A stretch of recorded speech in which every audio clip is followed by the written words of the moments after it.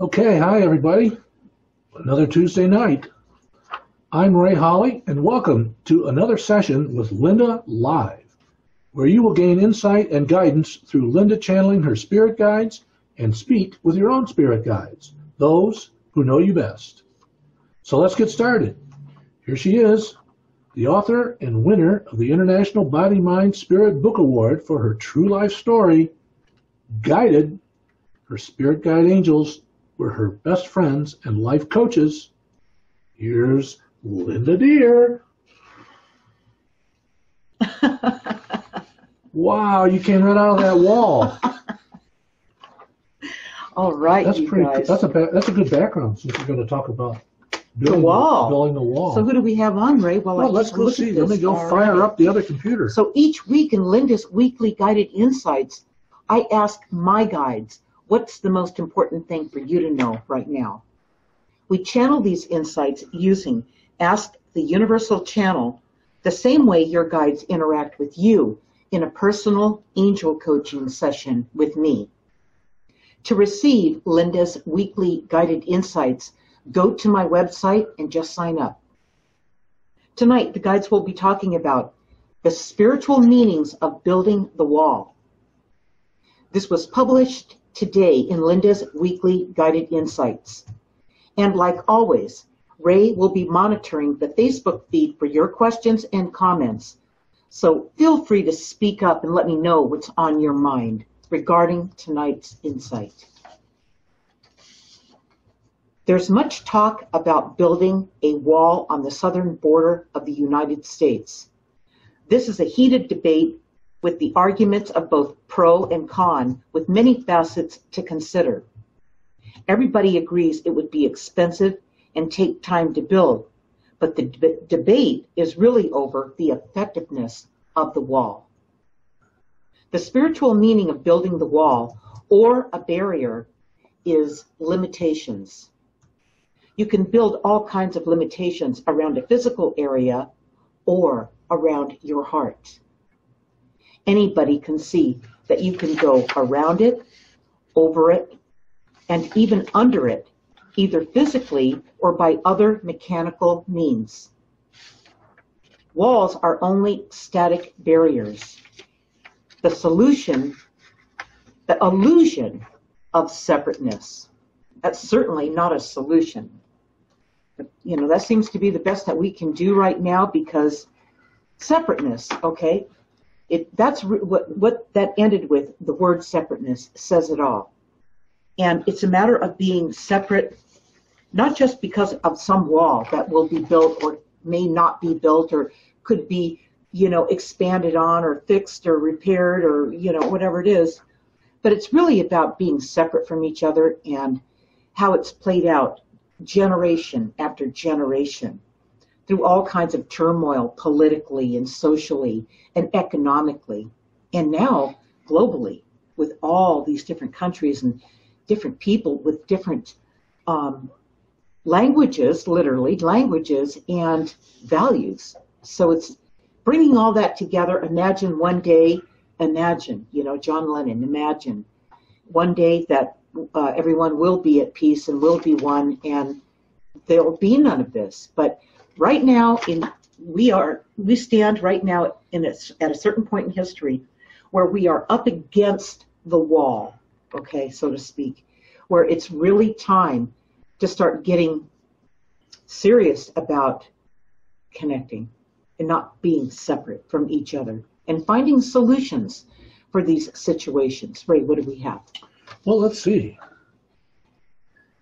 We got Joy and Veronica, and Veronica says, why do humans think building walls are easier than being open?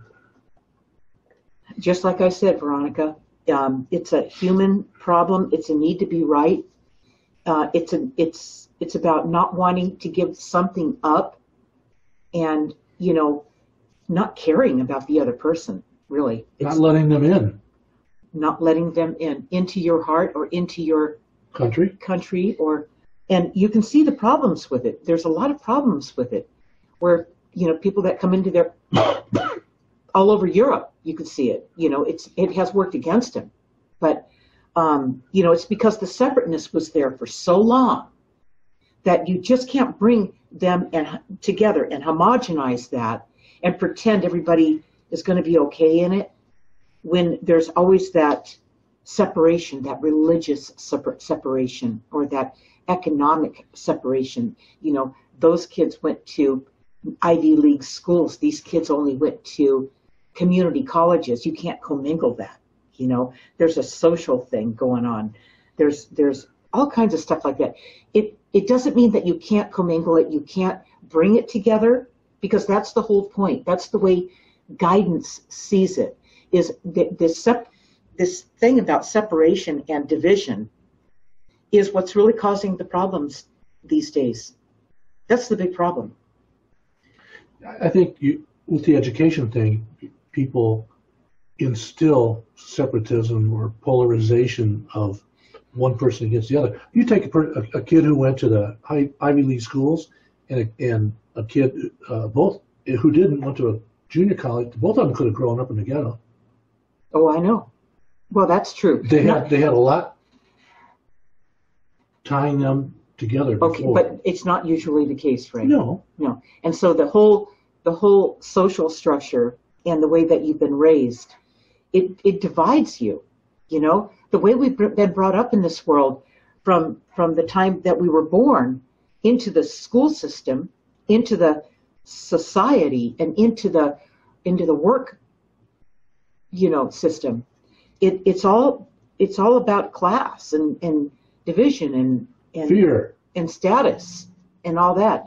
So that's what's really wrong with it. I mean, 1% of the people control how much of the money? 90% of the money? 97% or something. It's crazy. I mean, so you can't have a society that's that far out of balance and expect it to work. In fact, that's when things really start to show up, as far as them not working, and there is conflict and there is strife and that type of thing. So the guides are, they moved into this new segment, the middle of this month, this new year, and they have, because they see something coming for all of us, where we need to be aware of what's going on here and not be so naive about what is happening, So. Okay. Got Joy doesn't have a question. She has a very interesting comment. Yeah. Joy says, I did not have a chance to respond to Linda's insight this morning, but I channeled the guides to see where I have built walls. Good. They said, you are always building walls to prevent others from seeing who you really are. This is unfortunate and detrimental to you, as you have nothing to hide from others' view. Others would benefit from your example. You need to tear down the walls that prevent you from growing. You are afraid of not being accepted by your peers. If you release this fear, you and those around you will grow together. Your fear is not based in truth. Fear is never based in truth. Yeah, your fear is not based in truth. So it's not rational, actually, But I understand why you're careful with yourself, conservative with yourself, and you'd rather not say anything than to bring it up and have to deal with God only knows what, So I do understand that, but we have to imagine that's what we have to overcome. That's ultimately what we have to overcome. That's a pretty big demand.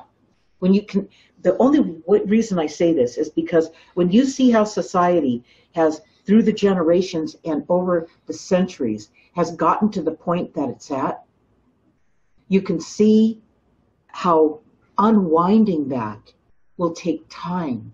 It doesn't just happen in one leap. It's going to take time, but it's time, because this won't hold up anymore. I mean, you can see this whole thing with the politics, and then the wall and the government shutdown. It being stubborn and fighting each other and not working it out is not the answer. But that's how far it's gotten. It's an angry society. So when you've got anger like that, and you've got people who have a very strong opinion about what things should be or what's right and wrong. That's a problem. Well, physically, walls eventually crumble. I mean, you look back over centuries, even that Great Wall of China, when it was built, when it was new, still didn't keep everybody out.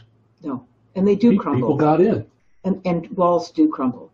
Yeah. So what else do we have, Ray? Let's see. Things popping up. Trey Jackson. Hello, all right, Trey. Good. All right, Veronica Baca, how do you take the first steps to improve society? We'll get to that one. Trey has an observation. You can't change people's belief systems. You can move them to a frequency of love. All that matters in the end is that there is a shift to love. You don't have to change people's minds. It's usually impossible anyway with words. Trey is right about that. Let's let the guides comment on what Veronica and Trey collectively talked about. Let them address that, and here they go. Besides physical barriers designed to separate people and all other societies that are not like yours, people have built physical walls around themselves. People, once they get hurt or become fearful in any way of someone or something, build their own walls. Some just retreat from society and become hermits or agoraphobics. Others build actual physical walls around them by putting on extra weight.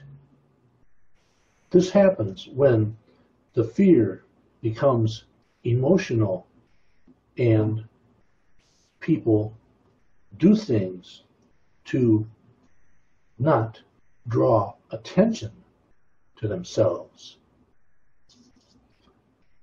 By doing this and keeping yourself isolated, you also keep the love out.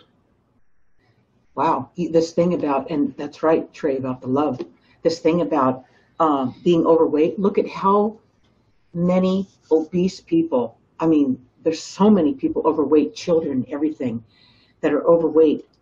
Those barriers, that protection, it's really topped off. I mean, there's no way that this society can keep this going, whether it's political or financial or a status or religious, physical or religion, financial, or any of this. It's not holding up. It's all breaking down. So that's why people can't come to terms. They can't. It's my way or their way. It's they're still fighting to be right, and that's not connected.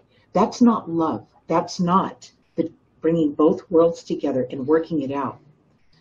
There's a part in the insight today that, and I'm glad you guys all showed up. Trey, great to have you. There's a part in the insight I want to go to, which I thought was interesting. The last thing that they talked about, your decision to follow your guidance is in following your heart. There you go.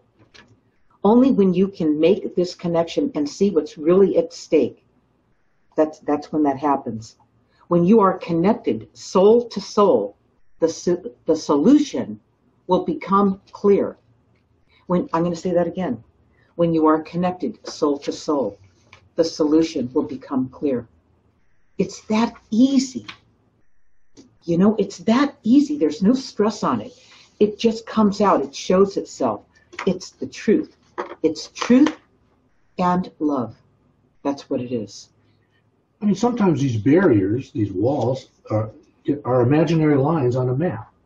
You walk up to that line and you're in this country. You walk over that line, you're in somebody else's country. Who made those rules up? Right. I mean, What? you might even Whose speak barriers are those? Yeah, you might even speak the same language, or maybe centuries ago, you got your own language, and the person on the other side of the line had their own language, and for that reason, you couldn't let them in on your side, and you couldn't go on their side. Or just different values, different. Like if you go to Mississippi, hi Joy, and then you go to New York City, that's like apples and oranges. I mean, the relationship is so far apart, you know. And I mean, you don't have to go far in this country to find people who speak with an accent that you don't even understand. So these barriers and these walls are coming down. That's why the guides are talking about this in this segment, with these segments about the spiritual meanings of building the wall. The spiritual meanings of building the wall is, it's not just that wall on the southern border. That just brings attention to the problem that we all face in some way. Do you isolate yourself? Are you what is that called, an Agoraphobic? Agoraphobic, where you don't like to come out of your house? Do you build a big wall around your house, like, you know, to keep people out? Do you not answer the phone and only pick it up? You know, I mean, I can see why you do it. I totally get it, but it's not going to fix the problem. It just keeps pushing it. You just keep pushing it out and expecting the problem to go away. That's what our parents did. That's what our parents' parents did, and it goes down the line. They've been doing it for a long time, and there was actually in our parents' time, you could actually move away from a lot of this. Okay, you could go retire somewhere really nice and move away from it and never have to deal with it. Okay, but guess what happened? We live in a world now. It's a global thing. It's all connected. Whether we try to prevent that or not, we are all connected, whether we like it or not. So there's no place to go. Every place has stress on it now. Every place is working through this need to resolve the limitations and bring the love in and stop being so fearful and disconnected and divided with our thoughts, you know. Veronica has another question. How does this relate to healthy personal boundaries? Okay, help me out on this. Well, what's the definition of healthy personal boundaries?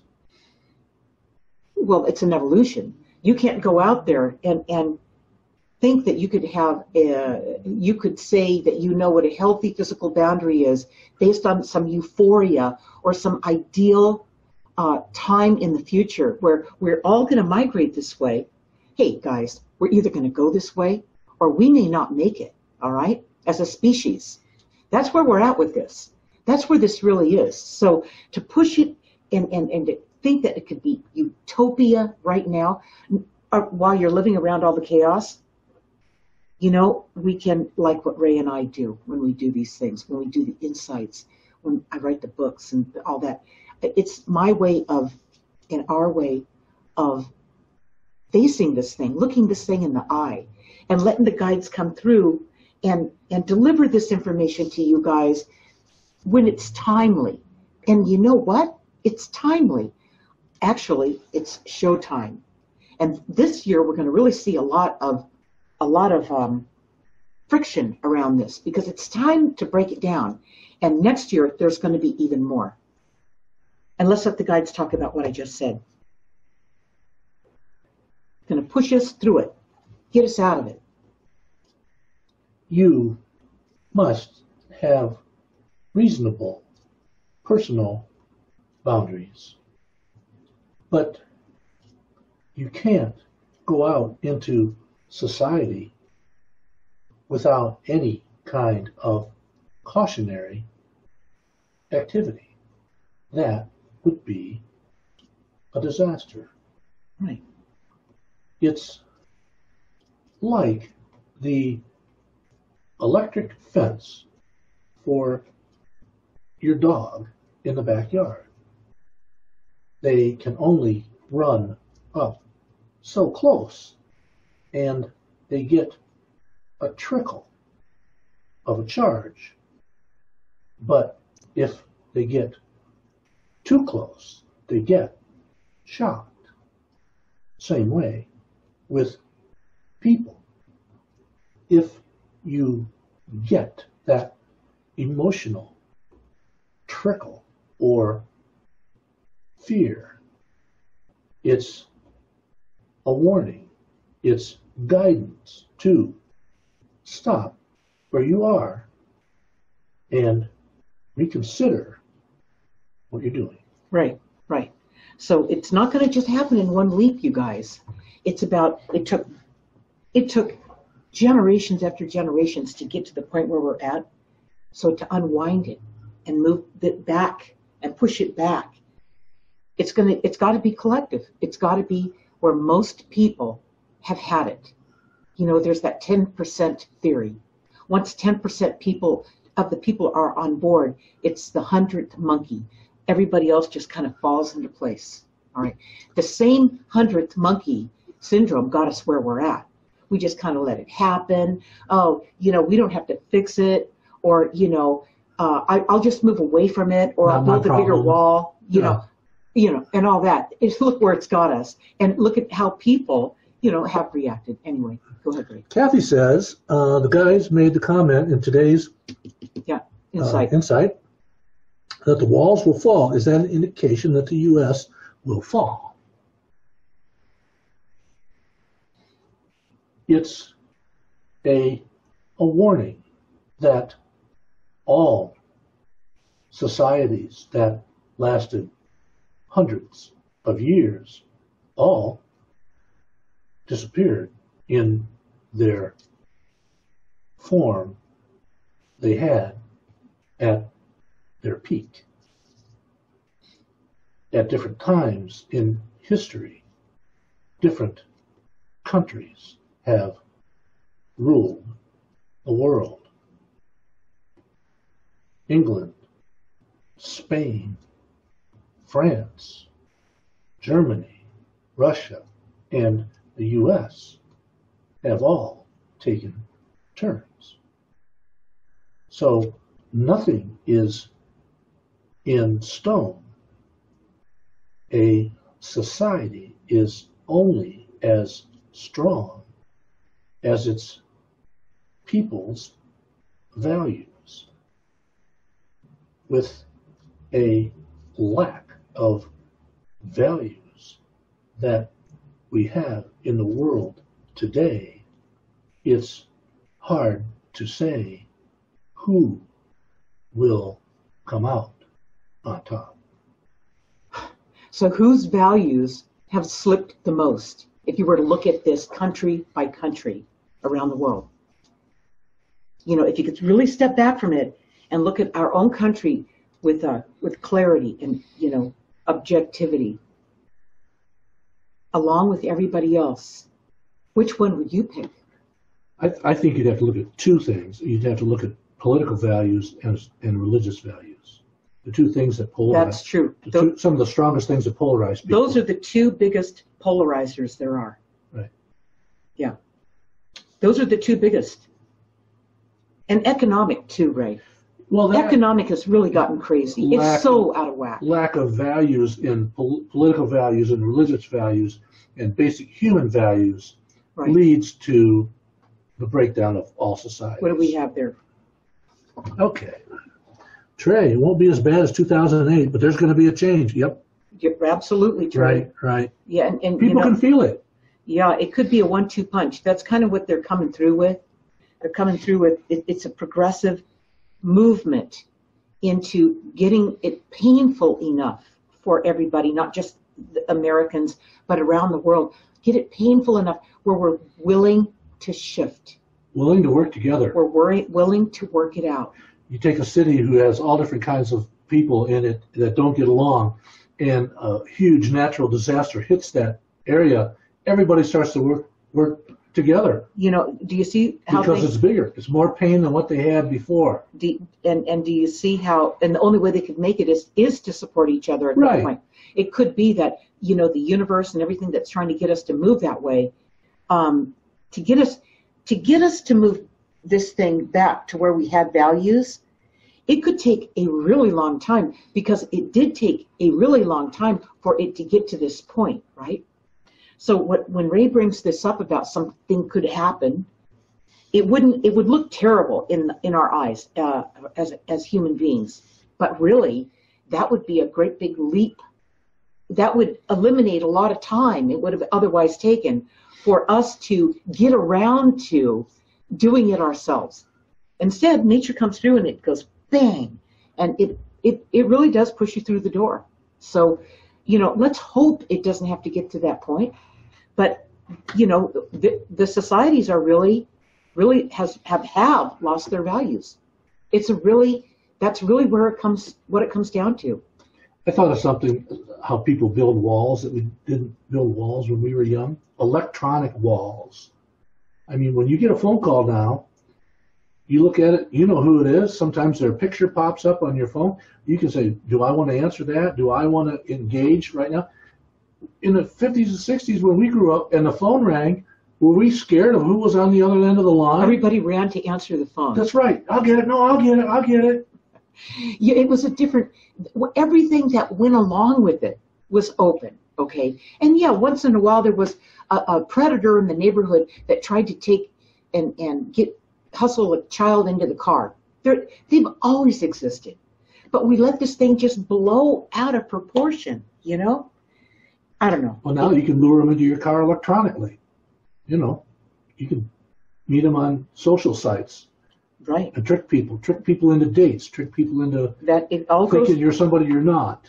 It all goes along with it, So this thing about the walls and building the walls, it's about really tearing those walls down. It's really about letting those walls go, is what it's really about.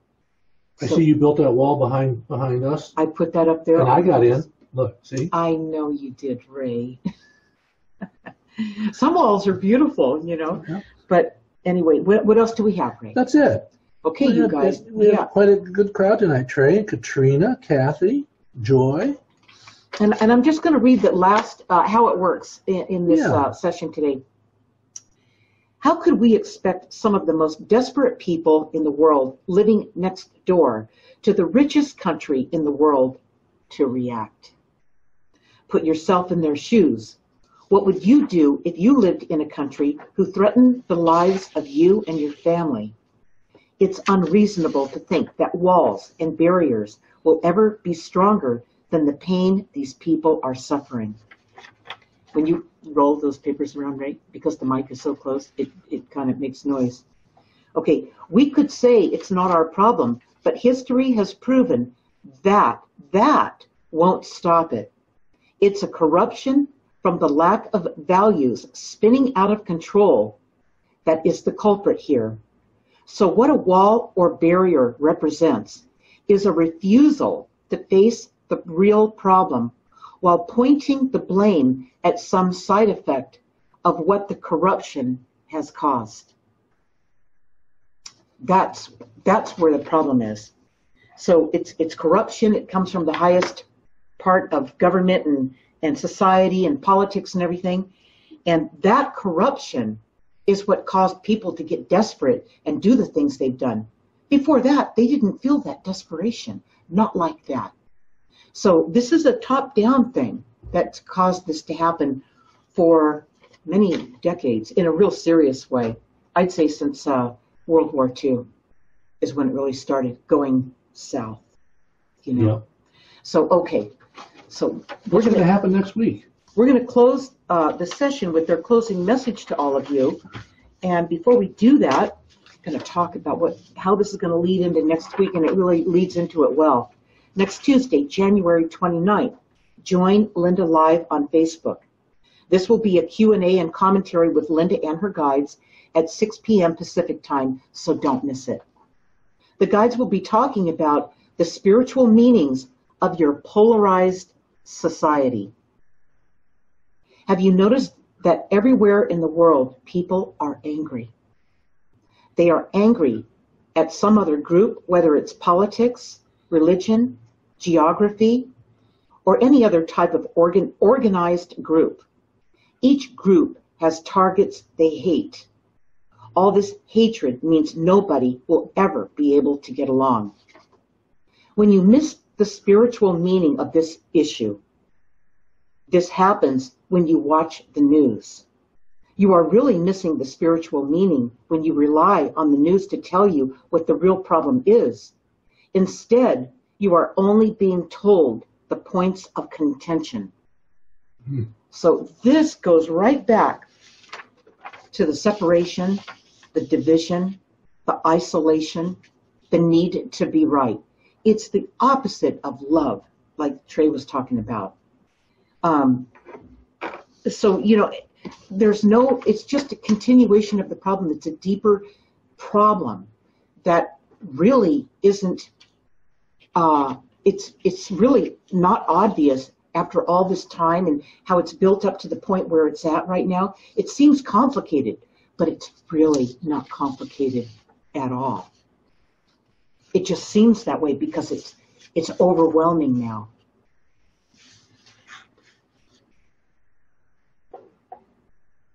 Do you have anything to say about that, Ray? I think that's perfectly said. It starts at high levels. It trickles down to the people through the news to put them into fear. And desperation. Fear and desperation, fear of some other group. There's somebody coming some boogeyman coming to get you.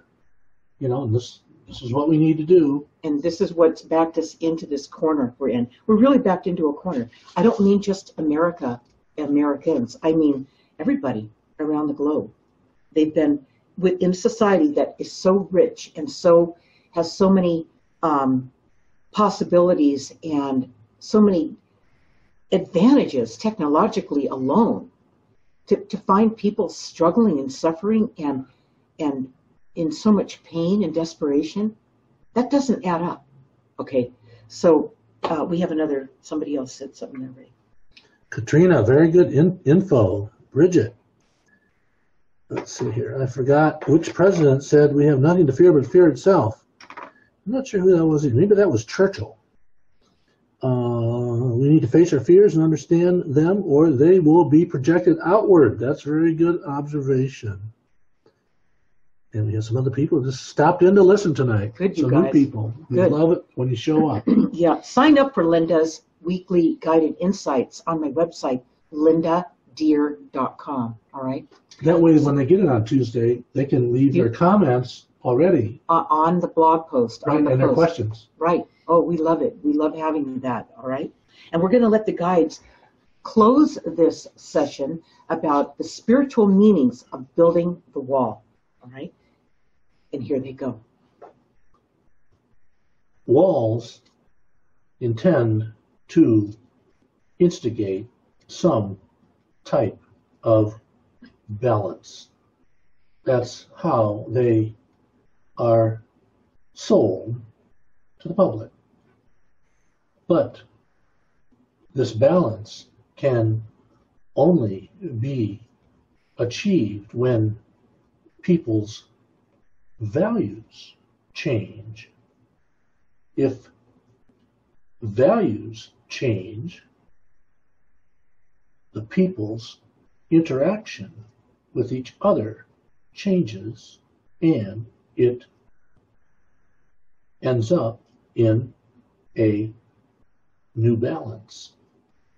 This balance provides the framework to negotiate new ways to get along. Once people are getting along, the trust comes in, and then once people trust each other, they can love each other. See, it's just that people have been sold fear. They've been sold fear, and they have been sold fear from the highest people and the highest. the government and the corporations and everything coming down. And I mean fear, like, let's use a corporation, for example. Okay, you need to buy a new car every 2 years, all right? If you don't buy a new car every 2 years, you go to work, everyone talks about you and, you're driving that old car. What's wrong with you? Don't you make enough money? There's all this status. That would be status. There's so much status, okay, that drives people, all right? And they're literally fearful if they feel totally unsuccessful if they can't buy a new car every year or every 2 years or every. Same way with clothes. Same exact thing. If you have the right clothes, you're not going to attract the right people. You can't be seen in that dress every day or more than a couple times. You got to get rid of it, I mean, there's all this kind of stuff. So it's just a whole bunch of programming we've been fed. And who did it really feed? It didn't feed you. It fed those corporations and all those, the people that had everything to gain from convincing you and programming you to move a certain way, to convince you how good that felt, all right? They put the fear into you of lack. Of lack. You're not good enough. You're not pretty enough. Perfect. You're not smart enough. Perfect. That's exactly it. You're not rich enough. You don't, you're never going to get all these things because you're just not enough. Not enough education, just something's not always. Enough pharmaceutical drugs. Right. Something's always wrong with you. Right. Okay. And that's how they got where they are, you guys. That's how we handed them the power. We gave them the power. All right. So it's time to go. Whew, that's been a lot. Okay. And I'm not doing it anymore. I'm not buying into it anymore. I'm going to feel it. I'm going to want to go out and do it. I'm going to want to buy my kids all these new toys and these new phones and everything so they'll like me. But you know what? That's not teaching them the right things. That's not the values that you were taught. It's not about the stuff you have. All right. So we let this happen. Now it's time to unlet this happen. It's time to stop the addiction. It's all about control through fear. Yeah, through lack. That's right. So next week, you guys, we'll see you on Tuesday, same place, same time. And thank you all for coming. Tell them the other exciting news. This Sunday, Linda is going to be on the TV show, the internet TV show, exploring the human journey. Yeah, they did a video reel on me, and it will be playing. We're going to announce it on the Facebook feed. Okay? Right. It'll be posted on the Facebook feed. It comes out. It's posted on Sunday mornings, and since it's pre-recorded, and I know how wonderfully she did, you can watch it anytime after Sunday, after it's posted Sunday morning. Yeah. So you don't want to miss that. What time does it play on Sunday? Well, it's up right away. It's posted by the group Exploring the Human Journey, but they could go anytime after Sunday morning that it gets posted and go watch it. We'll let you know about it. We'll let you guys know about it. There's no specific time it goes up. Okay. It's in the feed. All right. So we'll see you guys next Tuesday. Next Tuesday. All right. Can't wait. All right. Thanks, everybody. Good night.